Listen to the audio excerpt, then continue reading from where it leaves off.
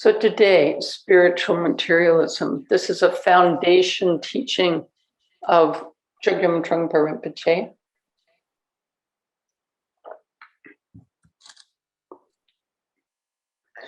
Trungpa Rinpoche actually saw a corner of spiritual materialism while he was still in Tibet.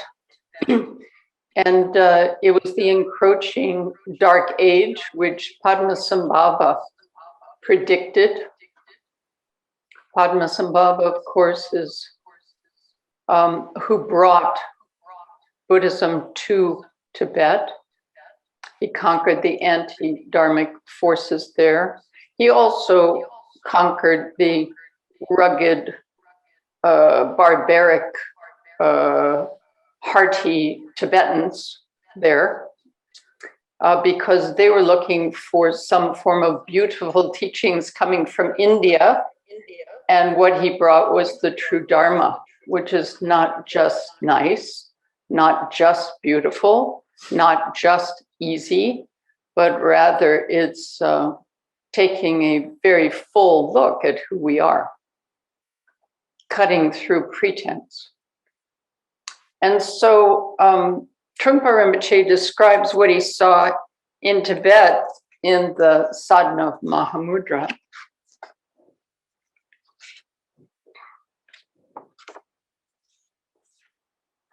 This is the darkest hour of the dark ages. Disease, famine, and warfare are raging like the fierce north wind. The Buddha's teaching has waned in strength. The various schools of the Sangha are fighting amongst themselves with sectarian bitterness. And although the Buddha's teaching was perfectly expounded, and there have been many reliable teachings since then from other great gurus, yet they pursue intellectual speculations. The sacred mantra has strayed into Bun, and the yogis of Tantra are losing the insight of meditation. They spend their whole time going through villages and performing little ceremonies for material gain.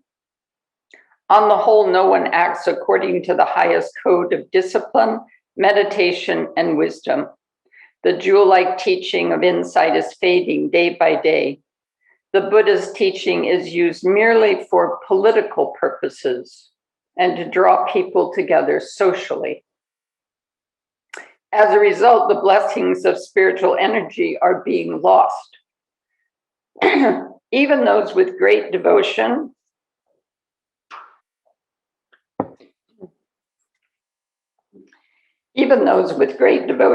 are beginning to lose heart.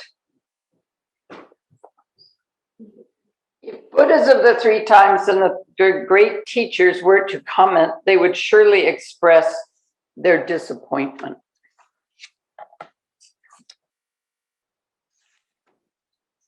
So this was a beginning of a contemplation that Trungpa Rinpoche had for the next 10, 15 years. And it was really when he was 29 in England as a fellow at Oxford that he began to see a little bit more other glimpses of what this aspect that was encroaching was really about. And what he saw when he was in England was that there was some obstacle, but he couldn't quite name it. He wanted to present the Vajrayana teachings, but there was something that was holding that back. And what he began to see in England is that the Dark Age was appearing in a different way. And what he saw was that potential students of Buddhism were interested, but not that interested in really working with their minds. So as far as they were concerned, 20 minutes of meditation was great. No more, thank you very much. And let's go have some tea and cookies. That would be wonderful. So there was a dabbling quality. There wasn't a true interest in going deeper or really understanding more. Conversely, the teachers who were teaching were really trying to create cultural environments. They weren't creating deep study and practice. environments, and they didn't really trust the Western students. And so there's this combination of dabbling happening and at the same time holding back the teachings, not really giving the teachings, rather creating social environments. So he began to feel haunted, as he said. How am I going to communicate the true Dharma? How am I going to communicate what I know to others? And he pondered this, and then when he went to Bhutan to go back to the East after 5 years or more in the West, and he did a retreat in the cave of Taksung, where Padmasambhava actually practiced. He discovered what the obstacle was, and he received the sadhana of Mahamudra practice. And the obstacle he saw at that point was spiritual materialism. What was holding back the possibility of the Vajrayana teachings taking root or even being able to communicate them was acknowledging that materialism was on the rise. And it was not only a materialistic society, but it was a spiritual materialistic environment. So he recognized the power and presence of this. And then he felt he could really introduce the Vajrayana at that point. So he first introduced spiritual materialism, the term, in his seminal book, Cutting Through Spiritual Materialism. And this is a book for that time, you could say, the 70s, 71, but it's also a book for all time. It's a book that's always relevant, and I certainly recognize that reading it once again and looking more closely at what Rinpoche was saying about spiritual materialism. So we all know that in the 70s, it was a time of searching. It was a time of Eastern religions coming into the West, as well as other spiritual traditions.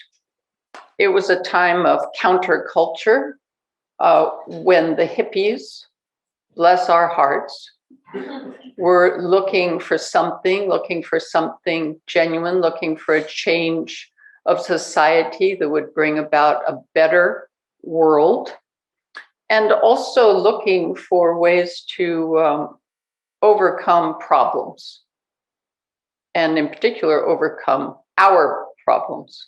So there was a search going on. And this was happening in the backdrop of an increasingly materialistic society. Wealth was increasingly sought after. Bigger cars, bigger homes.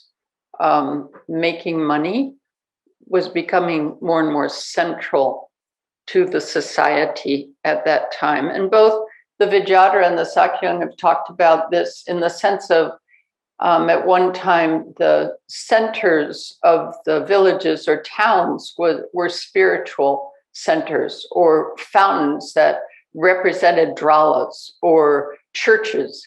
But now the center of our cities and towns are financial districts. I mean, that's what's downtown. That's the core. So it's just an obvious way of looking at what a materialistic society might be. And of course, this is not only true for the West, but it's true throughout the world. And it's growing throughout the world.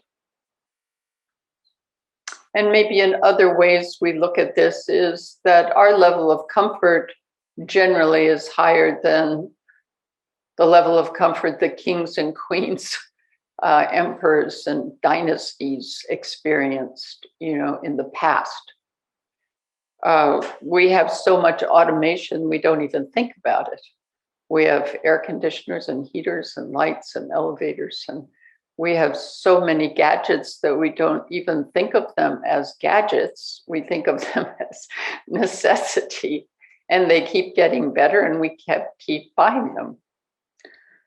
So it's a time when every opportunity for entertainment is available. And as it says in the aspiration of Shambhala, we have endless gadgets. And we fill our day with information and pressure to get things done. So again, as the aspiration of Shambhala says, it's the age of materialism and speed, a time when we're always wanting there to be another now. And this is key to the teachings of spiritual materialism and how we can work with these teachings. At the same time of all these comforts and developments, as we know, it's a time of greater alienation, greater isolation, more depression, more obsession, more isolation. People are less healthy. And we all face materialism. So maybe what is an example of materialism for you? What stands out in this age for you?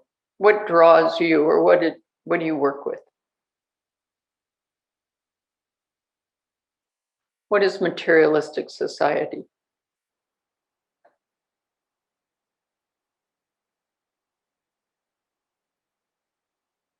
Mike. I see it in the pressure to get things done. Yeah. It feels like I don't know if you can call it a trap, but it just feels like what we're in. Mm-hmm. Yeah.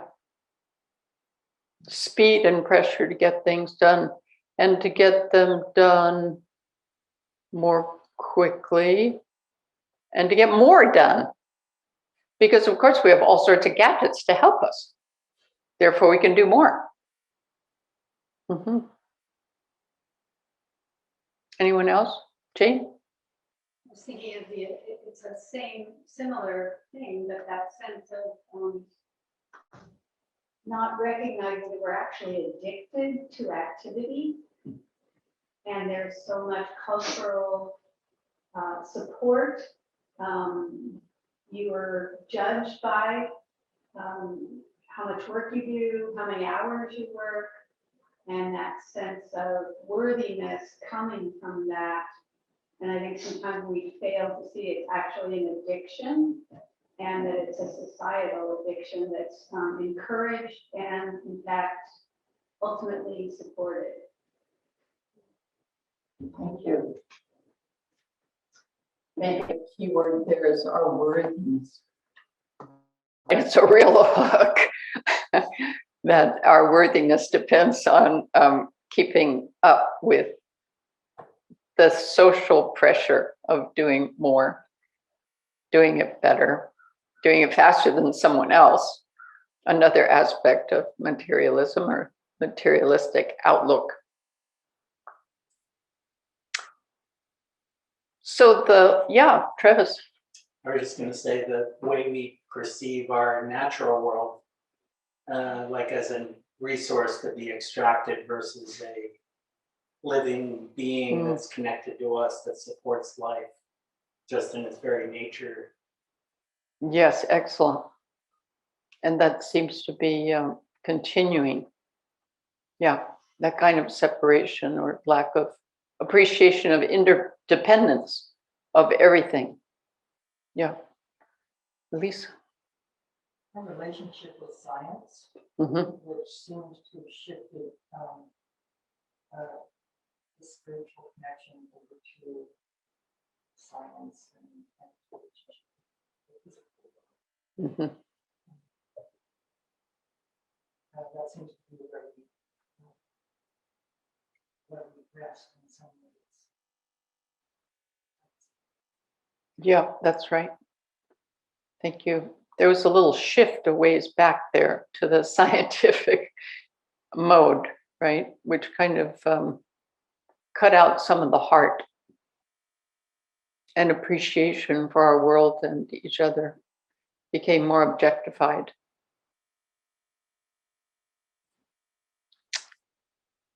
So maybe what we can also see here is that there's a difference between materialism and this pressure and how we relate with it, right? That's the gateway in to how we can work with materialism and spiritual materialism. And also, it's not that comfort or information or gadgets are inherently not helpful or inherently bad, but it's again, how do we relate? How do we relate with it? And how do we create culture that doesn't fall prey to the addiction, as Jane was saying, of always falling into this kind of materialistic outlook? So at the base, then what this is pointing to is a solidification, a drive to solidify self. We're looking at a drive to solidify self. So worthiness is trying to create a solidity, that we're okay, that we fit in, that we're doing what we need to do, that we're improving, we're matching what's called for, and so on, which is just further and further layers of creating a sense of a solid self, when in fact, as we know, there is no such thing as a solid self. It's continuously changing, continuously evolving and cycling. So in the foundational teachings of Buddhism, this is ego. This is the solidification of self. And this is what's really said to be at the heart of our confusion. As the Vijayadhara emphasized in his teachings, in the Buddhist tradition, the spiritual path is cutting through this identification with the solidification of ego. It's cutting through the materialism. And the reason why it's about cutting through or uncovering is because at the very base, under these many layers, is inherent wakefulness, is primordial wisdom. So really what we're doing on the spiritual path is uncovering so that we can directly experience basic goodness or the vastness of mind. And that's the path that we're on. So through our practice of meditation, we begin to see what ego really is.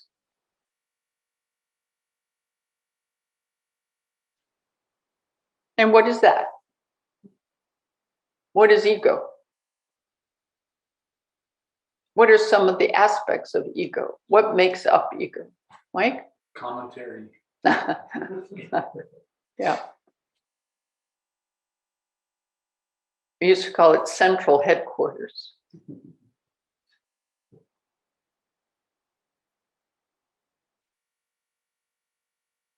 Yeah, Bill. I think a big part is fear. Mm-hmm. Fear. That we may be discovered, fear of not knowing what we are. So we create a lot of concepts around that and attempt to protect us from that fear. That's right. Thank you.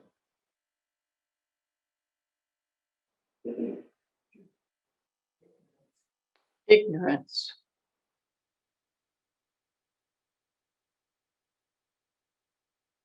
The key there is ignoring. Ignoring. Yeah. So it's said too in the teachings that the action of ego is the struggle to maintain, being good, or the struggle to be something that we think would be better than where we are or who we are. It's a struggle to try to be different, to try to be something else. So whether that's pretending to be good or pretending to not be bad or pretending to be bad. All of this is kind of what we are struggling to work with so that we don't have that experience that Bill was talking about, the fear of being exposed, the fear of being uncertain. So struggle itself is part of this whole process that we're unraveling. The struggle is a way of protecting ourselves. The struggle is actually what we think will make us happy. If we struggle enough, we're going to be very happy. And of course, this turns out to be not so true. So looking at ego in the context of materialism, Trungpa Rinpoche introduced the metaphor that's traditional in Tibetan Buddhism, which is the three lords of materialism. So here we begin to put together materialism with practice and spirituality.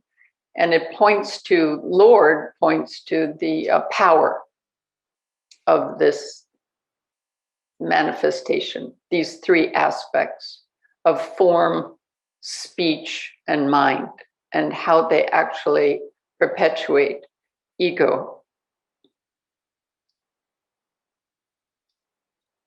In the Sadhana Mahamudra, the text says, the river of materialism has burst its banks.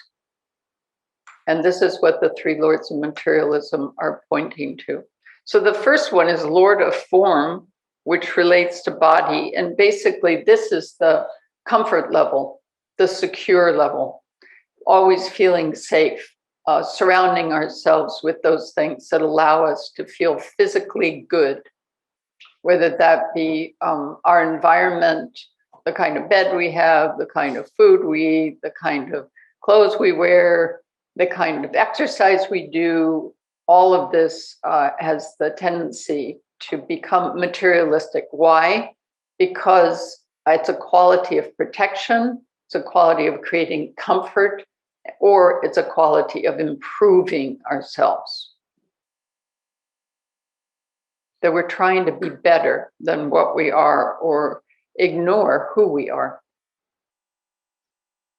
So we manipulate our physical surroundings, and this is a way of shielding us from rawness or our vulnerability or irritation.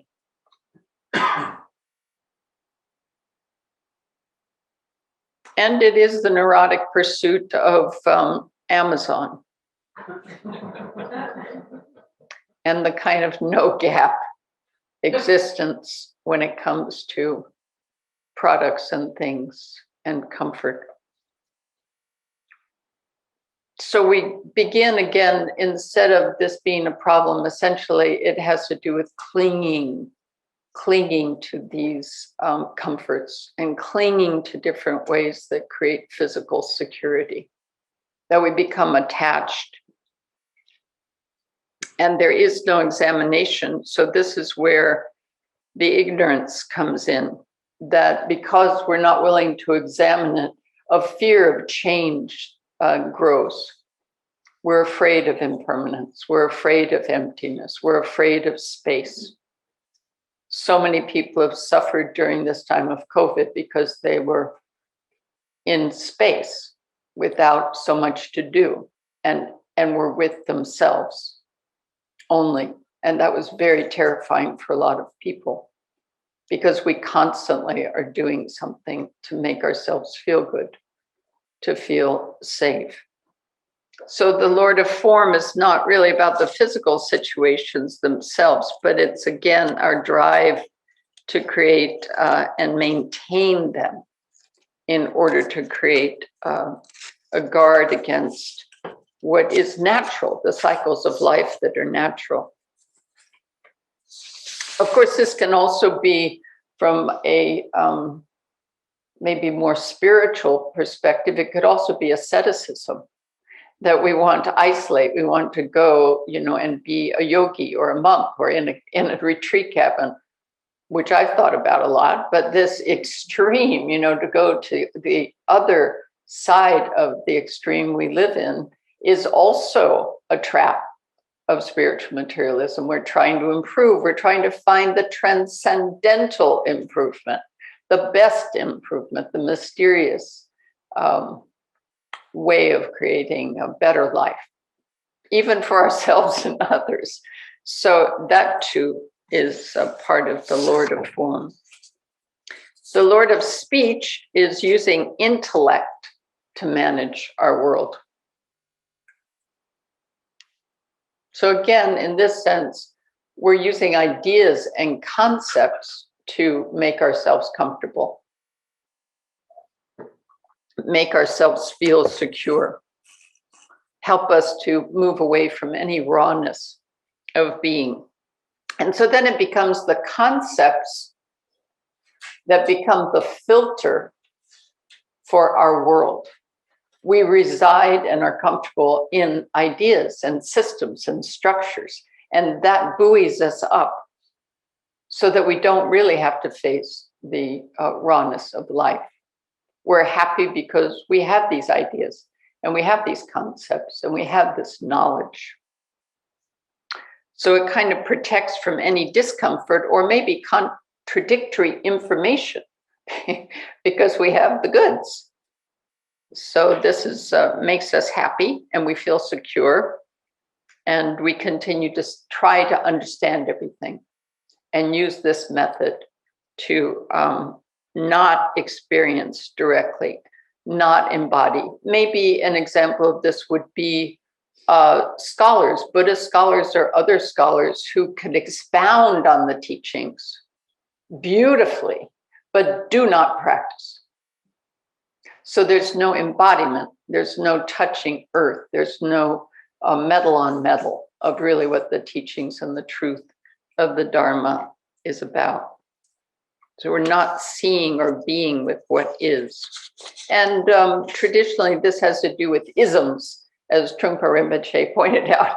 It's like Buddhism, communism, nationalism, spiritualism. It's a system that we reside in, and it protects us from the irritation of holding many different perspectives, allowing ourselves to actually maintain a vaster approach. Another way of saying what the Lord of Speech is the rules that we go by, or the roles that we have. Again, it's just depending or maintaining these is what leads us to a materialistic view. So no matter how clear or how profound a spiritual practice is, if we use it to maintain our security and comfort or make ourselves feel better, we're approaching it from a spiritual materialistic point of view. If we're looking at how to improve ourselves, we're looking at it from a spiritual materialistic point of view. So how many people approach practice from a spiritual materialistic point of view? Absolutely impossible not to, especially at the beginning of any practice. That is step one, like, oh, I'm a spiritual materialistic person. And we don't end up crumbling into dust because we said it, or we felt it, or we are it. That's the recognition. That recognition is what allows us to touch earth and be who we are and not pretend to be somebody else, not have to be somebody else.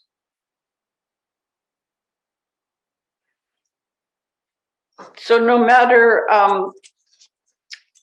how sublime the teachings, if we take them too seriously, we're ruled by the Lord of materialism. And it's always good to recognize, which maybe takes a little while, but not too long, to realize that there are endless numbers of books and endless numbers of teachings and endless numbers of practices. They're limitless. They'll keep coming. We'll never, ever, ever be able to accomplish all of them. So I say, really? Are you sure? If I try hard enough, can't I? There's the rub right there. So it's just acknowledging this limitless aspect. Is there a point where we will ever feel we have mastered it all? And is that what we really want to do with our life? Is that what we want to do? Is chase something that's limitless so that we can conquer it, master it? So as the Vijayadhara says, in Cutting Through, the Lord of Speech refers to use of concepts as filters to screen us from a direct perception of what is. The concepts are taken too seriously. They are used as tools to solidify our world and ourselves. If a world of nameable things exists, then I, as one of the nameable things, exists as well. We wish not to leave any room for threatening doubt, uncertainty, or confusion. And Lord of Mind, of course, is even more insidious because it perverts our desire to become conscious and aware. It co-opts our practice of becoming more aware. It points to many spiritual practices that actually are about reaching a transcendental state of mind, a mysterious, unknown state of mind that we are constantly aspiring to achieve. And Buddhism is not this. It's not trying to reach a higher unknown perfection. Buddhism and genuine spirituality is based in a realistic approach. In fact, one definition the Vijayadhara gives for spiritual materialism is that it's unrealistic. It's bathing in unrealistic. So instead, we're actually starting and ending with what is and who we are, as we are. Which of course doesn't mean spewing who we are and what we are, as we know. It means recognizing it with a heart, with warmth, with clarity, and being willing to ask questions about it, dive deeper into it, reflect. This is the earth of our practice, the humanity of our practice. So as Trungpa Rinpoche says about the Lord of Mind, the Lord of Mind rules when we use spiritual and psychological disciplines as the means of maintaining our self-consciousness, of holding on to our sense of self. Drugs, yoga, prayer, meditation, trances, various psychotherapies, all can be used in this way. What's left? What can we do? Practice, maybe. So this is the pith instruction that the three lords showed, that everything can be used in the service of materialism. Everything. Nothing is left out. And it's not the desire, again, for comfort or intellectual understanding, but it's that we make it a problem because we're using it to solidify self. We're using it to avoid, to ignore what is and who we are. Maybe another way of saying this is that we're using them to make ourselves invulnerable. And this is where the Vidyadhara talks about being armored against what is with the three lords of materialism. And this is when they become masks that cover over who we are. They're thick and they supposedly protect us from insecurity and fear. But they don't. So ego seems to be solid, and these aspects seem to be solid, but really ego is made up of habituations, habitual patterns, ways we look at things, structures that we use. And all of them are possible to look at more deeply and to penetrate or to cut or to pop. And the more we do that, the more intense it becomes. So it's not that practice helps solve our problem of insecurity or being vulnerable or being confused or being irritated or angry. It's that it allows us more and more to see it, to see what it is, to see its aspects and its dimensions. We're not trying to stop it. We're trying to really understand, to see it, to be with it, to feel into it. Ego can't really absorb anything. Ego mimics. So that's the way we keep ourselves separate from actually embodying the teachings. This is the way we keep ourselves separate from really being okay with who we are. That it just mimics what it sees or hears. That's ego. It has no way of embodying because it doesn't even exist, right? It's just this collection of habituations and different things that we pulled in to try to help us to feel safe. So that's why we talk about spiritual practice as unraveling, as opening, as being about the rawness of being, and about questioning, always asking questions. And the good news is that ego is only partly successful in making us happy, right? As the Vidyadhara says, it's like there's this gap where we still experience pain. So it's not 100% successful. There's a gap in its success rate. Ego does not prevent pain. So we can actually see that the striving and the desire to have more and the hope and fear and the push-pull and the pressure actually don't accomplish what we want. That doesn't make us happy either. And it's this discomfort with ego, we could say, and this struggle that allows us to have a gap.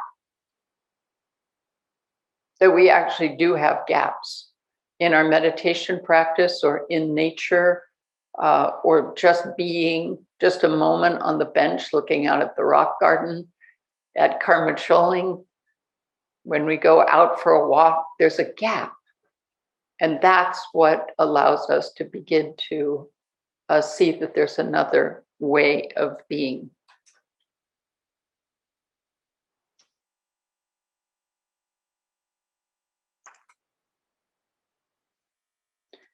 If we continue to struggle, the more we struggle with our minds, the more grooves of struggle we create. The more we desire, the more the groove of desire is implanted in our mind stream. The more we feel anger or act on anger, the more that groove is perpetuated. So here we're saying that there's a possibility to upturn that cart by by recognizing what's going on and by examining it. And that's why we practice.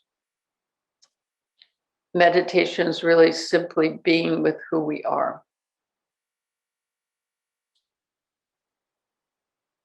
When we begin to layer other things on top of it, that's when ego becomes this thick mask, this protection. So meditation is the process of unlayering.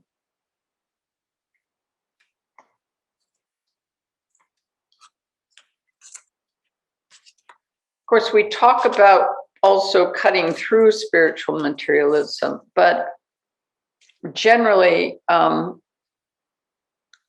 this first step is that we acknowledge we are spiritual materialists. And that's part of the path, that we understand what it is and we understand how we can work with it. We have poverty or incompleteness or confusion, and we prefer not to feel that way. We want to feel a better way, another way. And we come back to feeling poverty. We come back to feeling confusion. And we have tools where we can cut that. But the point is that we need to really examine it. We need to understand it. And the cutting happens naturally the more we understand it, the more we ask the questions. This is very much the dignity of tiger, that we're curious. So we're curious about who we are and what we think and what solidifies us, what pushes our buttons, what triggers us. It's a process of really being curious.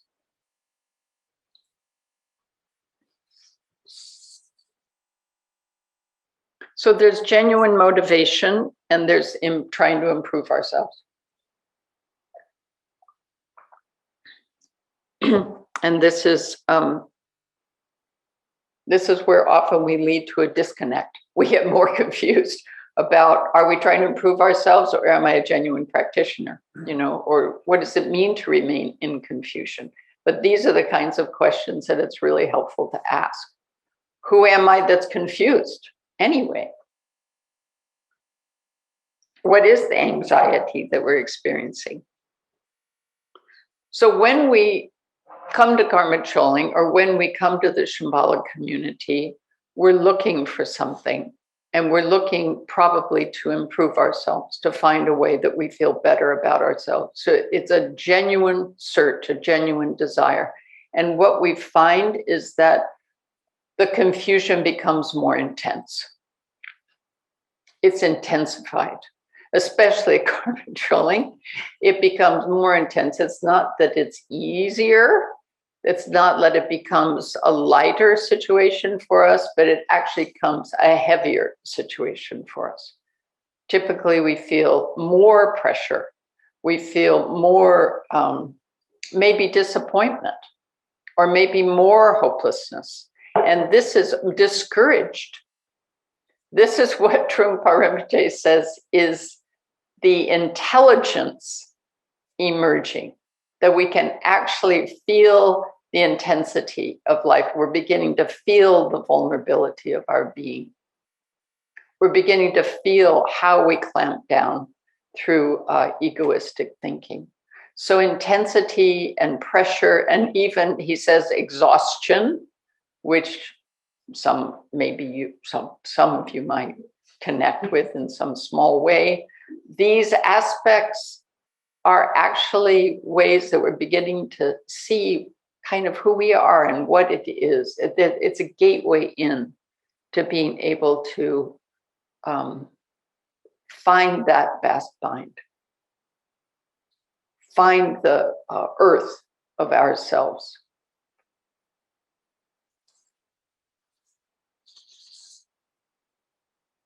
So it's an essential part of being a karma trolling. And when we come to this tradition of meditation altogether, we realize more and more that we're not here really to get rid of problems. Instead, we recognize them, examine them, and intensify them. Yeah.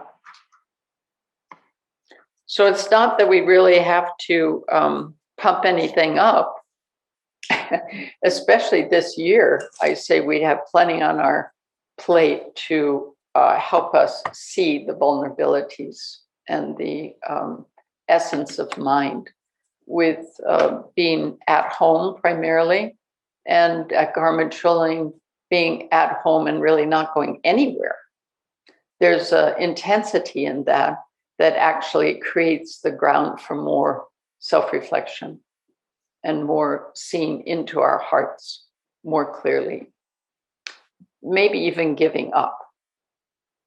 We kind of give up, and that's the whole point. That at some point along the path, we have to let go. We have to be able to just let go and accept what is arising and what is in us and what is arising in the environment. Doesn't mean we can't meet it, doesn't mean we can't work with it, but it means that there's an acceptance that arises that allows us to not always just look for being better, getting the better deal, getting the better seat, getting the better view, getting the better posture, getting the better form. You know, it's not really about that. That's not the point. The point is the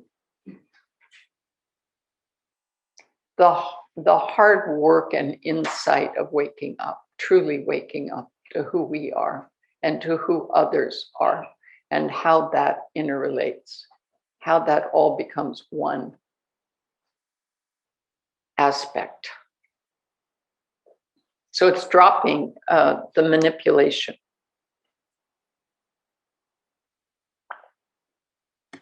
There are many, many ways to subtly manipulate. And so we ask questions. Oh, looky there. Or we strategize all the time. Oh, looky there. What is that? How does that work? When did that happen? What prompted that? It's this kind of questioning instead of answers, instead of getting the answers. That's the shift. We're listening, we're growing, we're appreciating, but we're questioning, right? We're always questioning. And that's the shift from instead of, bringing it all in and absorbing it all, and that's going to make it better. We're actually continuously always deepening, always asking questions, always going further. There's never an end. It's always more. We're all beginners that way. Constant questioning and going deeper. Everything is, it's mixed with the ambition. It's mixed with the improvement. And so what we're doing on the cushion and in our lives as practitioners is discriminating, is learning to see what is going on and how it works.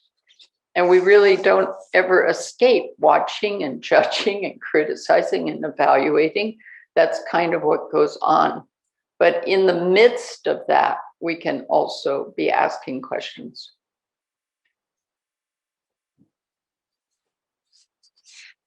So this is our path.